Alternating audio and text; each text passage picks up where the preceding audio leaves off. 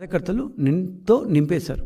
So మొత్తం 129 మంది కార్యకర్తలతో సాక్షి రోజు బాకా ఊదితే, ప్రభుత్వం బాకా ఊదితే, డిజిటల్ కార్పొరేషన్ తమ వీడియోలు, యూట్యూబ్, ప్రైవేట్ యూట్యూబ్ ఛానళ్ళు, వెబ్సైట్లు, గూగుల్ యాడ్స్ అంటూ రకరకాలుగా జగన్మోహన్ రెడ్డి గారి బాకా ఊదింది. సాలుకి దాదాపు కోట్ల బడ్జెట్, దాదాపు 89-90 కోట్ల బడ్జెట్తో ఈ 5 సంవత్సరాల పాటు ఈ డిజిటల్ కార్పొరేషన్ ఏం చేసిందంటే, తమ పార్టీని, జగన్మోహన్ రెడ్డిని మళ్ళా ఎలా ఎన్నికల్లో గెలిపించాలి అంటూ అతనికి బాగా ఓదం చేసింది. ఇది ఒక కార్పొరేషన్ చేయాల్సిన పనేనా?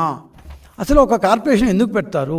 Corporation is suppose to be a business entity where in it has to acquire some profit.